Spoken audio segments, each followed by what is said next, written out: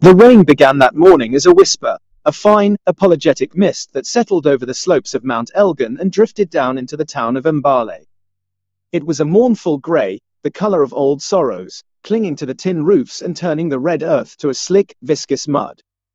But this was no ordinary rain. It felt different. It felt like a shroud. In the hearts of the 20,000 souls being herded towards the town stadium, it was the sky itself weeping for a horror it was powerless to prevent. They walked in a chilling silence, a river of forced witnesses, their eyes downcast. Women clutched their children tighter, men set their jaws, the unspoken question hanging in the damp air heavier than the humidity. Why are we being made to watch this? They knew why. The answer was a name, a presence so vast and terrifying it had consumed the very atmosphere of their nation.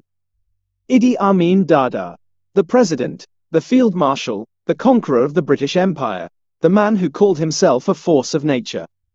2 years into his reign of terror, Uganda was a nation holding its breath, a country where a knock on the door at midnight was a death sentence, where the waters of the Nile choked on the bodies of the disappeared. But disappearance was no longer enough. The terror, once confined to the shadows of the State Research Bureau's dungeons and the unmarked graves in Namanva Forest, was now demanding a stage. It needed an audience. It needed the pouring rain, the terrified silence of 20,000 people, and the blood of 2 men, a soldier and a boy, to deliver its hideous sermon. This day, February 10, 1973, was to be a lesson. The lesson was simple. There is no hope. There is no resistance. There is only Amin. And in the center of that stadium, 2 thick wooden posts, stained dark by the relentless rain, stood waiting like skeletal arms ready to embrace the condemned. They were the punctuation marks at the end of 2 lives, but they were also the beginning of a new chapter in Uganda's nightmare, a public spectacle of death designed not merely to kill 2 men, but to assassinate the very idea of defiance in the hearts of millions. The men who would be tied to them, Tom Masaba and Sebastino Namirundu, were not yet known to the shuffling crowd, but their fate was already sealed. They were no longer men. They were symbols, props in a gruesome theater of power, their final, ragged breaths set to be the main event in the leopard's grand and bloody circus. The Architect of Fear, a portrait of the leopard. To comprehend the ritualistic horror that unfolded in Mbale, one must first understand the architect of that horror. Idi Amin Dada was a man forged in the contradictions of colonial Africa. Born to a Kakwa father and a Lugbara mother in the remote West Nile region, his origins were humble, his formal education negligible. He was a creature of immense physical presence, standing 6'4", a skilled boxer and a formidable rugby player.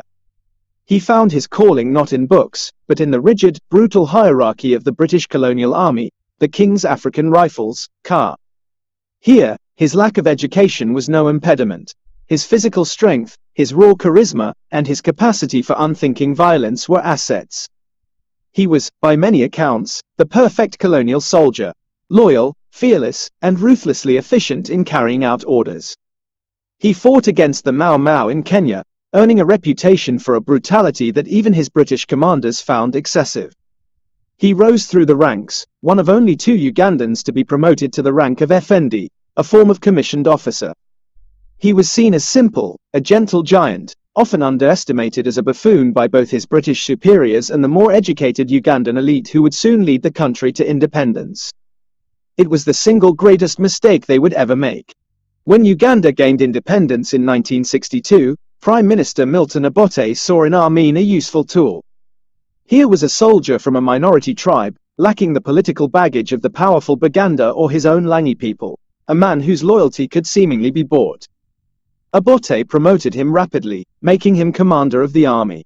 Together, they became embroiled in scandals, smuggling gold and ivory out of the war-torn Congo. But as Obote grew more paranoid and authoritarian, leaning increasingly to the socialist left, the relationship soured. Obote began to see Amin's growing influence with the troops and his deep connections with Israeli and British intelligence as a threat.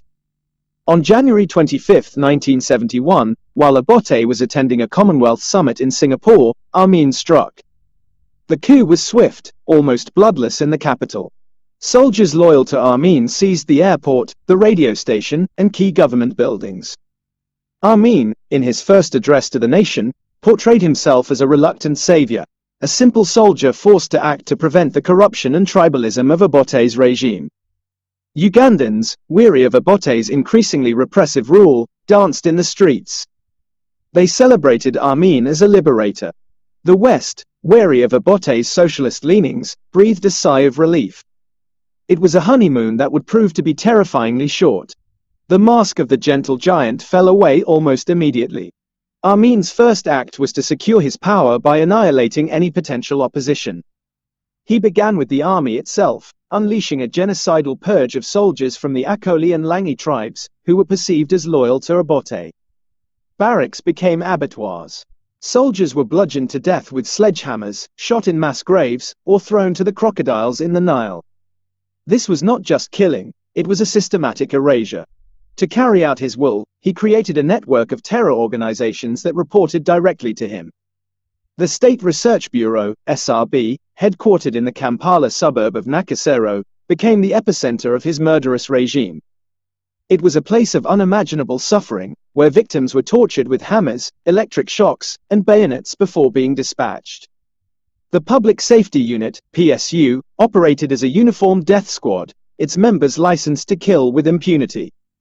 Having terrorized the military into submission, Amin turned his attention to the civilian population. In August 1972, he declared an economic war.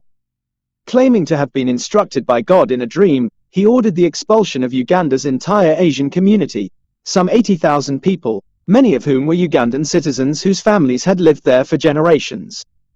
They were the backbone of the country's commercial and industrial sectors. Given just 90 days to leave, they were forced to abandon their homes, businesses, and fortunes. Amin distributed their assets to his cronies and soldiers, who had no idea how to run them. The economy collapsed almost overnight.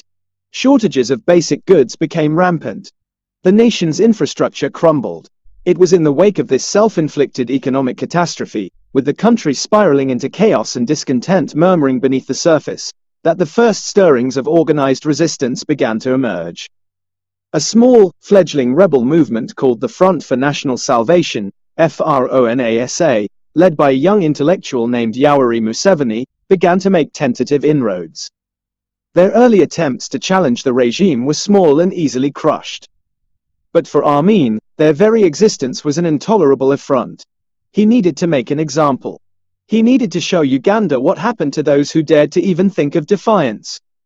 He needed a public stage, a pouring rain, and the lives of men like Tom Masaba and Sebastino Namirundu. Two paths to a single post. The two men who would become the unwilling centerpiece of Amin's gruesome lesson came from entirely different worlds. One was a man of the system, a soldier who had seen the state from the inside and made a conscious choice to defy it. The other was a boy of the soil, an innocent who had no understanding of the political machinations that would so brutally ensnare him. Their paths, so divergent, were destined to converge at the foot of an execution post in Mbale. Tom Masaba, the soldier's choice. Tom Masaba was a man built by the very institution that would ultimately destroy him.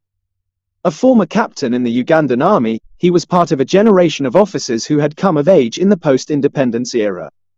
He would have been a man of discipline and pride, a believer in the chain of command and the sanctity of the uniform. Before the 1971 coup, his life would have been one of structure and purpose, serving a nation finding its feet. The coup would have shattered that world. For a professional soldier like Masaba, Amin's seizure of power was not a liberation, it was a perversion.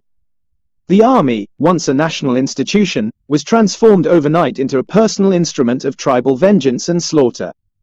Masaba, a member of the Bagisu people from the Mount Elgon region, would have watched in horror as his Akoli and Langi comrades in arms were dragged from their beds and butchered. He would have seen discipline replaced by thuggery, promotions handed out not on merit but on tribal affiliation and a willingness to kill. Every day would have been a moral crisis. To remain in the army was to be complicit in its crimes, to salute our commander-in-chief who was systematically dismantling the nation he had sworn to protect. The choice was stark: stay and risk being purged himself, or flee and fight back. Masaba chose the latter. He was precisely the kind of man the nascent rebel movements were desperate to recruit, an experienced officer with military training and a deep-seated grievance against the regime. Joining FRONASA was an act of immense courage. It meant a life on the run, clandestine meetings in safe houses, and the constant, gnawing fear of betrayal. It was a life stripped of all certainty, fueled only by the desperate hope that the madness that had consumed Uganda could be overthrown. He was fighting not just for a political cause, but for the soul of the country and the army he had once proudly served. His capture, when it came, would have been followed by the inevitable descent into the hell of Amin's interrogation chambers. There, in the reeking cells of the SRB, he would have been subjected to tortures designed to break not just his body, but his spirit. The goal was not merely to extract information, but to strip him of his dignity, to reduce a proud soldier to a broken animal. The man who was eventually dragged into the light in Mbale was a ghost of his former self, his body battered, his spirit stretched to its breaking point. But even in that broken state, something of the captain remained, a flicker of defiance that would manifest in the enigmatic and haunting words he would speak before his death. Sebastino Namirundu, the boy who ran. Far from the political intrigues of Kampala and the clandestine world of the rebels, Sebastino Namirundu was living the simple life of a teenager in the shadow of Mount Elgon. His world was one of family, village, and the rhythms of the agricultural seasons. He was, by all accounts, a boy on the cusp of manhood, his future unwritten, his mind untroubled by the grand political struggles that were tearing his nation apart. He was not a rebel. He was not a soldier. He was a bystander. His tragedy began on a day like any other, when the war came to his village. Soldiers, acting on a tip, descended on the area in a frantic search for the rebel leader, Yoweri Museveni, who was known to be operating nearby. The sudden arrival of the army trucks, the sight of uniformed men with rifles storming through homes, unleashed a wave of primal fear. In Amin's Uganda, the army was not a force of protection, it was a predator. As the soldiers began their rough, intrusive searches, kicking down doors and terrorizing families, a wave of panic seized young Sebastino. He did not know Museveni. He did not understand the purpose of the raid. All he knew was the terror inspired by the sight of the regime's enforcers. Acting on the most basic human instinct, the instinct for self-preservation, he ran. It was a fatal, tragic mistake. In the paranoid logic of Amin's state, flight was an admission of guilt. Why would an innocent person run? To the soldiers, frustrated at having missed the primary target, the fleeing boy was a consolation prize, a suspect delivered to them by his own fear. He was captured, bound, and thrown into a truck. His panicked flight was his only crime, but it was enough to brand him a guerrilla. The nightmare that followed is almost impossible to comprehend. A boy, likely no older than 16 or 17, was thrust into the heart of the state's security apparatus. He would have been interrogated, beaten, and starved, all while having no information to give. His protestations of innocence would have been dismissed as lies. He was a body needed to fill a quota, a name to be added to a list of captured terrorists, to prove the regime's vigilance. He was a casualty of a war he wasn't even fighting, his life forfeit because he had been in the wrong place at the wrong time and had made the fatal error of being afraid. When he was finally brought to the stadium in Mbale, his face would have been a mask of incomprehension and terror, the face of a child about to be sacrificed on the altar of a tyrant's rage. A theater of death in the rain. The rain intensified as the two condemned men were dragged from a military truck and shoved into the center of the stadium. The murmur of the crowd died, replaced by a thick, suffocating silence, broken only by the drumming of the downpour on the stadium's corrugated iron roofs and the barked orders of the soldiers. The air was cold, but a different kind of chill, a coldness of the soul, permeated the stands. This was the moment the lesson would begin. The ritual of dehumanization was deliberate and brutally efficient. Tom Masaba and Sebastino Namirundu were stripped naked before the 20,000 witnesses. Their clothes, the last vestiges of their individual identities, were torn from them, leaving them exposed and vulnerable under the weeping sky. In their place, they were fitted with short white aprons, a bizarre and cruel touch. Were the aprons a mockery of innocence? A primitive shroud? Or simply another layer of humiliation, reducing them to something less than human, figures in a strange and terrible pageant? Soldiers, their faces impassive, bound them tightly to the execution posts. Their arms were wrenched behind the rough wood, their chests exposed. Sebastino Namirundu, the boy, was visibly trembling, his eyes wide with a terror that seemed to suck all the air from the stadium. Tom Masaba, the captain, held himself with a rigid stillness, his gaze fixed on some distant point beyond the terrified crowd, beyond the rain, beyond the world that had betrayed him. The cameras of the state television crews moved in, their lenses like predatory eyes, ensuring that every moment of this degradation would be captured and broadcast across the nation. This was not just for the 20,000 present, it was for the millions who would be forced to watch it on the evening news. It was a message, delivered in the universal language of violence. Then, a military officer stepped forward with a microphone. He read the charges in a flat, emotionless voice. Terrorism, treason, plotting to assassinate the president. He spoke of the men as if they were vermin, a cancer to be excised from the body politic. When he was finished, he offered the condemned a chance to speak their last words. Sebastino Namirundu could only weep, his pleas and sobs lost in the rain. But Tom Masaba, drawing on some final reserve of strength, spoke. His voice, though strained, carried a strange clarity. The words he said would echo long after his death, a final, cryptic testament that has been debated ever since. Let those, like me, who are killing innocent people in the country, come out and report to the authorities. The statement hung in the air, a puzzle of defiance and despair. On the surface, it sounded like a confession, the words of a broken man admitting his guilt, exactly what the regime wanted. The military spokesman would later seize upon it as proof of his crimes. But for those who listened closely, for those who knew the nature of the beast they were living under, the words held a deeper, more subversive meaning. Let those, like me. Was he referring to himself as a rebel? Or was he referring to himself as a soldier, a man who had once been part of the state's machinery of violence? Who were killing innocent people? Was he talking about the alleged crimes of FRONASA, or was he issuing a final, coded indictment of the regime itself, a regime that had slaughtered hundreds of thousands of innocents? Come out and report to the authorities. Who were the true authorities? The men about to execute him, or a higher moral law? It was a masterpiece of ambiguity, a final act of psychological warfare from a man who had nothing left to lose. It was a confession that was also an accusation, a plea of guilt that was also a declaration of the regime's sin. It was the last stand of a captain, using his final breath not to beg for his life, but to plant a seed of doubt and defiance in the very heart of his own execution. There was no time to ponder his meaning. The officer gave a signal. The firing squad, a line of 10 soldiers, raised their rifles. For a heartbeat, the world seemed to stop. The rain, the crowd, the sky, all frozen in a single, terrible tableau. The crack of the rifles was a singular, deafening sound, a rip in the fabric of the world. It echoed across the stadium, a sound of finality. The bodies of Tom Masaba and Sebastino Namirundu jerked violently as the bullets slammed into them, their white aprons instantly blossoming with crimson. Their heads slumped forward, their lives extinguished in a fraction of a second.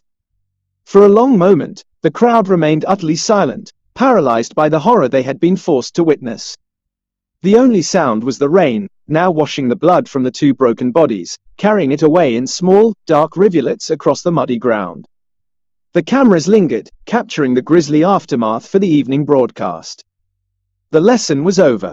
The military spokesman, in a statement released later, would say, "The execution by firing squad that has been carried out today is a real lesson to the people of Uganda to know that involvement in guerrilla activities means loss of life."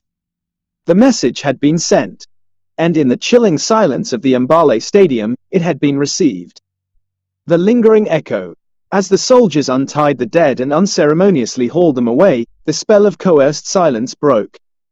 A low, collective moan rippled through the crowd, a sound of shared trauma and suppressed grief.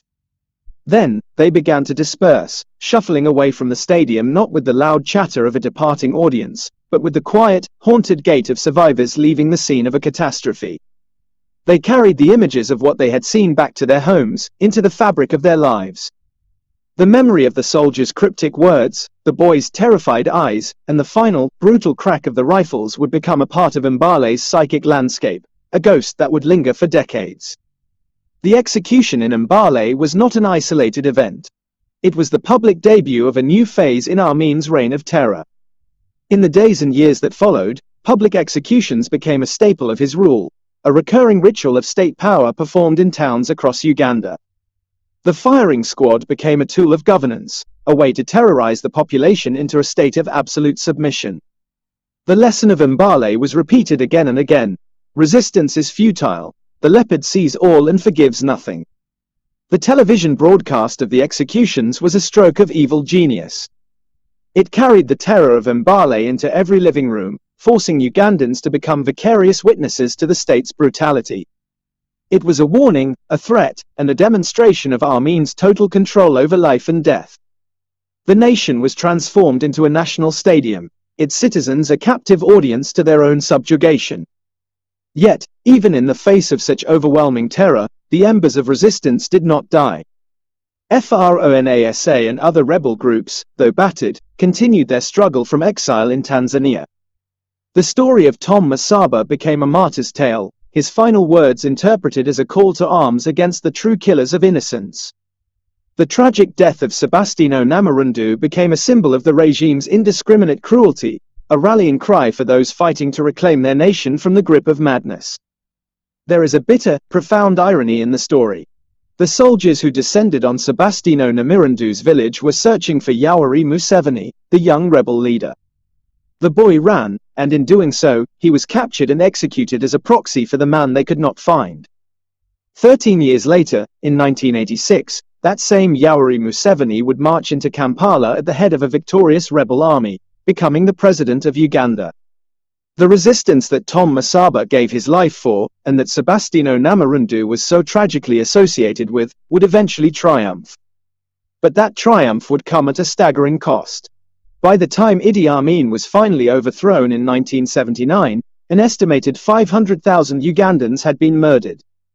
The country was in ruins, its economy shattered, its social fabric torn to shreds, its people deeply traumatized by 8 years of unrelenting terror. The rain that fell on Mbale on February 10, 1973, has long since dried. The wooden posts have rotted away. But the echo of that day lingers. It lives in the memory of those who were forced to watch, and in the collective consciousness of a nation still grappling with the ghosts of its past. The story of Tom Masaba and Sebastino Namirundu is more than just a historical footnote in a brutal dictatorship. It is a deeply human tragedy, a testament to the two poles of authoritarian rule. The courageous defiance of a man who faced death with a riddle on his lips, and the heartbreaking innocence of a boy who was killed simply because he was afraid. Their shared fate in the cold, unforgiving rain remains a powerful, painful reminder of the fragility of life, the moral depravity of absolute power, and the enduring human need to bear witness, lest the lessons written in blood are ever forgotten.